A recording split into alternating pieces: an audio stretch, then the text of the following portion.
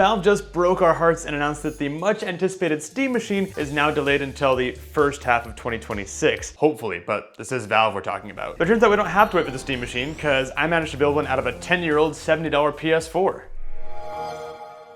Real quick if you're new here, hey, I'm Coulter, and on this channel we cover console modding, janky PC builds, and other related nonsense. So if that sounds like you, be sure to subscribe down below and help support the channel. So if you catch the last video, we covered how to exploit a PS4 in 2026. And in my particular case, I exploited my firmware version 9 using the web plus USB exploit method. And thanks to a buddy in the Discord, there's actually an even easier exploit that I discovered that works on my PS4, and we'll cover that a little later in the video. But before we get ahead of ourselves, Coulter, how are we going to turn the PS4 into a Steam Machine thing? Funny you should ask, but the short answer is that the PS4 homebrew community is freaking awesome and has been hard at work making Linux run on the PS4 for a number of years now, to the point where there's even a delightful guide on how to get Linux up and running on the PS4, which I'll link in the description. And the author of said guide went so far as to make a performant version of CachyOS that runs on the PS4. I'll use the word well a little loosely here, but it runs well. Or in his words, doesn't run like crap. But the idea is that if we can get Linux running on this x86 based 10-year-old PS4 hardware, and then we can install Steam for Linux, then we've effectively turned this into a surprisingly capable Steam machine. And the performance testing we get into later might actually surprise you a bit. But before we start downloading a bunch of files and formatting drives and all that, the first thing we need to do is A, make sure your PS4 is currently exploited, which, like I mentioned, you can refer to my last PS4 modding video for the finer details of that process. But once you get to the web exploit step, assuming you're on a supported firmware version, like I said, mine is 9.0, so this works on mine, but if you punch in the web address shown here, you can actually exploit your PS4 and get it into goldhen without the USB drive, which is sick. It's just web-only exploit. And granted, you might have to like clear your cache and your cookies and like refresh and try again here and there. And sometimes mid-exploit, it would actually just turn off the PS4, but thankfully, the PS4 didn't die. It came right back up. But whether you use that method or the one we covered in the previous video, once your PS4 is exploited and goldhen is loaded, you'll want to head over to your settings and system information, where you can see your firmware version. And conveniently, goldhen tells us right there what our Southbridge version is on the motherboard of our PS4. And if you don't know what that means, essentially we just want to know what type of chip Sony used to build your PS4, because they changed it over the years as they iterated on it. In my case, mine is a Belize Southbridge, and I believe the other two are Baikal and Aurora. So all you gotta do is just make a mental or physical note of what your Southbridge type is, because you won't want to try to load a Belize image on a Baikal system. You're just going to be asking for trouble and black screens and confusion. Next up, we're going to want to decide where you want to put those Linux files. Technically, yes, you can install Linux to the internal hard drive of the PS4, but that drive is rather slow. Like, it doesn't even run the internal PS4 firmware very fast, let alone an entire Linux distro. And yes, you could also use an external pen drive or whatever, but the best way to go about it, and the only way that worked for me, was to use a straight up SSD and a dock that supports UAS. You could probably also use one of those external SSDs that you can buy at like Walmart or Costco, but make sure that the dock that encloses the drive inside supports UAS, which stands for USB Attached SCSI. And really what that means is that when a dock supports UAS, when that drive is connected, the computer, or in this case the PS4, will be able to talk to the drive as if that drive was connected directly to the motherboard, because we don't want the dock getting in the way and throwing confusing signals at the PS4, because it's going to be impressive if this thing boots Linux in the first place. And finally, before we start downloading some files,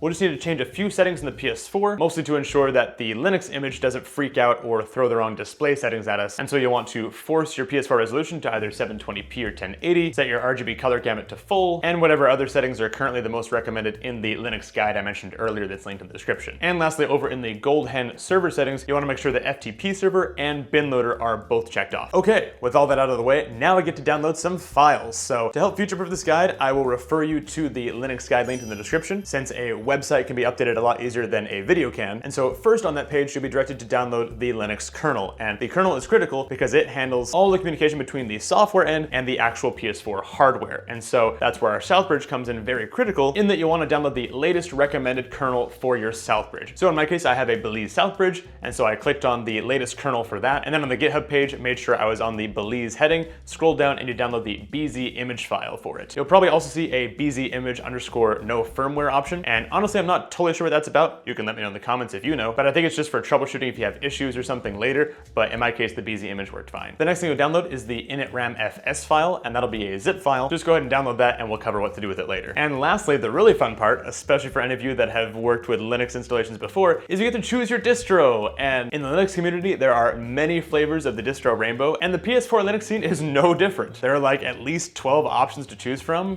Fedora to Debian to Ubuntu to straight up Arch, and yes, of course, CachyOS, which is Arch but friendlier, which is why we like CachyOS a lot. In this case, I chose CachyOS Lite, which is written by the author of the guide, and they specifically fine-tuned that distro to try and make sure it'd be very performant on the PS4, given that the PS4 is obviously going to be very limited in what hardware resources it has to share with us. Go ahead and download that distro image, and also make a note of the username and password that will be on that download page. In this case, the default password was 1234, and given that this won't be a very high security system for me, I'm probably just going to leave that as is. And so with all that downloaded, we finally get to do something with those files. The first thing we need to do is format our external SSD to FAT32. And if your SSD is larger than 32 gigs, which I hope it is because you actually want to have a reasonably okay experience with this, Windows won't let you easily format it to FAT32, but if you open up Rufus and set the boot image to no boot, then it will just let you format whatever size drive to FAT32, which is super sick. Once that's done, go ahead and copy your BZ image over to the root of the SSD, then unzip your initramfs zip file, and inside that there'll be internal hard drive and external hard drive. You want to open up external hard drive and then copy that initramfs over to the root of the SSD. Take note of the file extension it ends in. It'll either be XZ or I think YZ, and then you want to rename that image to psxitarch-.tar.xz or YZ, depending on what it came in, and then place that on the root of the SSD, and the SSD prep portion is now good to go. Now we get to load the Linux payload, which we have, yet again, a couple of options for how to do that. First, there's the web version, where you can, from the PS4's browser, go to any of the URLs provided in the Linux written guide, and then theoretically you can just choose the 1 GB payload for your Southbridge. If no Southbridge is mentioned, then I believe it means it's either Aurora or Belize, so you can just choose that one if you're in doubt. And then it should, after a bit of trial and error, maybe a bit of clearing cache and cookies, successfully load the payload and then reboot the PS4 into the rescue shell. However, I never got that to work, so I had to set it up a little more manual, but once you set it up, you only have to set it up once, and in my opinion, it works more consistently. And so what you do is in the Homebrew App Store, which we downloaded in the previous video, you'll install the app Payload Guest, and then in the written guide, you'll follow the link to the zip file of Linux payloads, download that, and then you'll find a subfolder for your specific firmware version. So in my case, I'm 9.00, so you want the 9.00 folder, not 01, 02, you want the exact firmware version you're on. And then using your FTP client of choice, in my case, I use CyberDuck, you'll connect to your PS4's FTP server that goldhen is running for us, which we turned on earlier. And I believe if you go to the goldhen server settings, you'll see what port it's running on. I think it runs at 2121, and then it's just an anonymous login. But once connected, you'll browse to /data/payloads, and then plop all your payload files in there for your firmware version. Then back on the PS4, inside the Payload Guest app, you should now see a big list of payloads, and you'll scroll down to the 1 GB payload for your Southbridge, just like you would have done for the web app had it worked for you. And maybe it did. If so, congratulations. Sometimes this can be a little bit finicky, and I think I had to reboot my PS4 once or twice to get a fresh go at it. I'd reboot, re-exploit, and then run the payload. So make sure you be patient with it, and don't freak out if your PS4 just turns itself off. Sometimes you just gotta hold down that power button for 30 seconds to let it kick off, and then give it a minute, and then turn it back on. But eventually, after a bit of that process, you should be greeted with a Linux rescue shell with a blinking cursor prompt. And if you got there, congratulations, you've gotten quite a ways there, and you're very, very close to the end of the tunnel on this. But real quick, before we move on to the next step, thanks so much to RUI Pro, for sponsoring this video. Their detachable fiber optic display cables and Ethernet extenders are super sick in that they can push a ton of data through them. We're talking 8K 60 Hertz, 32.4 gigabit over the DisplayPort, and 48 gigabit over the HDMI. And because you're leveraging fiber optic, you can run that signal either 100, 200, even nearly 1,000 feet. And all you gotta do is just pop the receivers onto the ends of the fiber optic cable, power each end via the convenient little USB cable, and you're good to go. They sent over the DisplayPort, HDMI, and Ethernet extender variants for me to play with, and they did not disappoint. So if you're looking for a high data capacity cable solution and or a long range cable solution, then check out RUI Pro's products and link in the description. And on their site, you can use code Coulter for 5% off site wide. So thanks again, RUI Pro,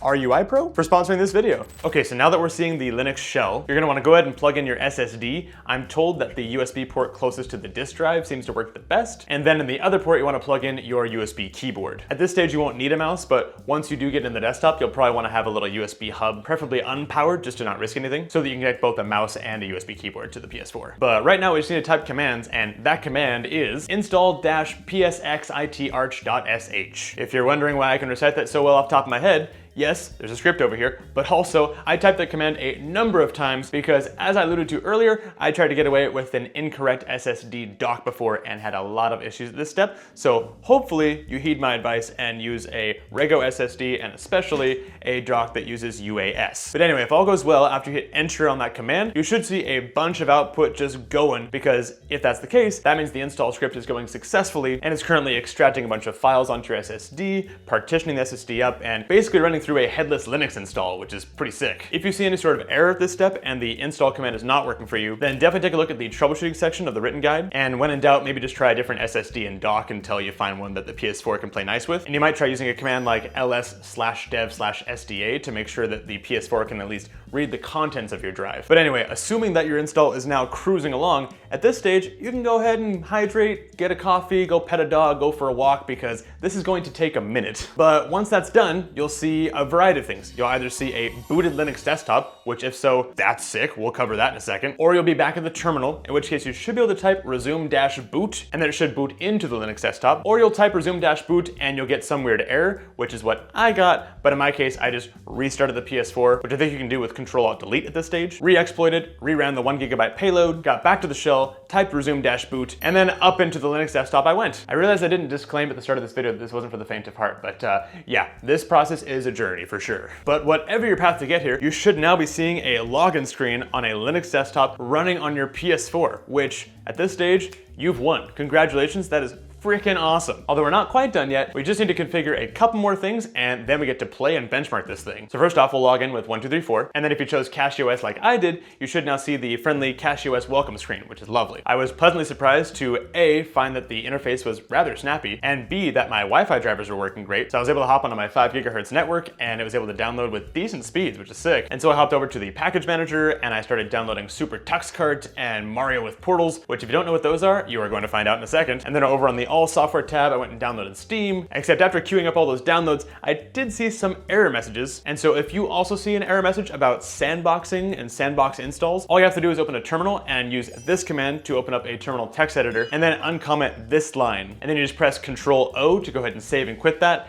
And that just tells the Pacman package installer to not worry about trying to be in a sandbox when running installs. It's trying to do some secure stuff, but we're running Linux on a PS4. This is not going to be a secure system anyway. So first things first, let's do some native Linux gaming in this thing. And of course, we're going to choose Super TuxKart for that, because if you don't know, Super TuxKart has been around for like ever. It's written in OpenGL, and in my opinion, it's pretty much the poster boy for what native Linux gaming used to be years ago. Like on my XP laptop running Puppy Linux, you could run Super TuxKart, and it was pretty basic, not really a Mario Kart competitor, but it was still fun, and it's free because it's open source, so shout out to open source. But I was very surprised when I opened it up on my PS4 and found out that over the years, the open source community has added online play and like a Rocket League mode. And so Super TuxKart is like weirdly goated now, so if this intrigues you at all, definitely check it out. But I had a surprisingly smooth experience playing it on the PS4, and it even picked up my PS4 controller, which I connected with a USB cable, but you can also just pair like a regular Bluetooth controller if you hold the PS button and the share button, and then just pair it up and you're good to go, which is wild. So Linux gaming test number 1 was definitely a pass. As for Mario with Portals, I have never heard of this, and I really wasn't sure how to play, but apparently it's just the first Mario game, but Mario's got a portal gun, and so I had a delightful time just portaling Goombas out of my way, and then of course I shot Mario into terminal velocity, but instead I shot the portal at a warp pipe and flew myself off the left edge of the screen, but nonetheless I had a fantastic time with that title, so that's also a big old pass. But I know darn well that the true passion of this audience and my channel is emulating crap on crap that shouldn't be playing that emulated crap. And so obviously we had to play some Mario Kart Wii on this thing. So I downloaded Dolphin, again from the Cachy package manager, very handy, just a wrapper for Pac-Man anyway. Mapped up the PS4 controller to a GameCube controller, revved up Mario Kart Wii, and it ran a fairly depressing 15 to 30 FPS. Granted, that was with OpenGL, and I was like, what am I thinking? We gotta set this to Vulkan, let's do some research, let's do some clocking, let's do some pre-compiled shaders, da-da-da-da-da, and basically the same thing on those settings. So if you wanted to play Wii titles on your PS4, your mileage may vary, but yeah, maybe stick to 2D titles for sure. It should be noted that at this point, now that I've fully booted into the desktop successfully, I had rebooted the PS4 and used a 2 or 3 GB payload, which gives the PS4, well, 2 or 3 gigs of VRAM so that we can push it a little bit harder in these games. If you're actually gonna try and push your PS4 while it is in Linux mode,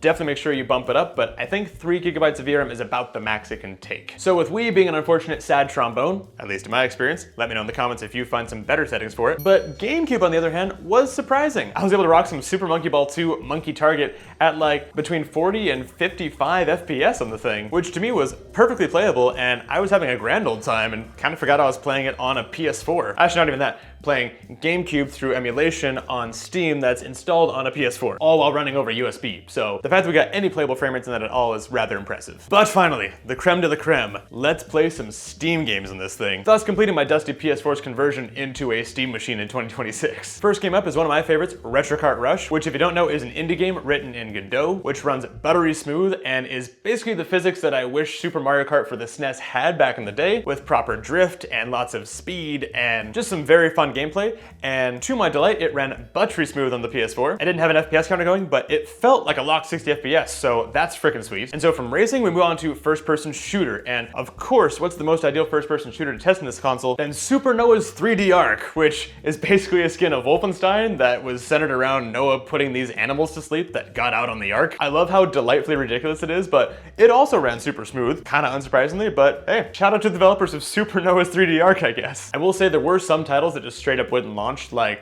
Bit Trip Beat or I Am Bread, which maybe I could get to launch without monkeying around with the settings, or maybe the Proton version, although I confirmed the Proton version was set to experimental across the board. And unfortunately because of that, I couldn't quite tell which of these games I was testing were running on native Linux or Windows on Proton. But nonetheless, I did let the intrusive thoughts win, and I was scrolling through my library and I saw Marvel's Spider-Man in my Steam library, 70 gigabytes on my 128 gig SSD, and I hit download because darn it, that was a title that almost made me buy a PS4 10 years ago, and I was just so morbidly curious to see if we get any variant of that game running on Steam, on Linux, on the PS4 hardware. And so download it went, and probably an hour later, after it finally made it onto the SSD, I hit play, and some things were chugging, and some things were spinning, and I actually got the little like config window to pop up, so okay, maybe this will actually work. And I cranked all the settings down, like lowest resolution, set it to windowed mode, turn off the bloom, turn off anything that sounded at all visually interesting, turn that all off. And I hit play, and it actually loaded the opening credits.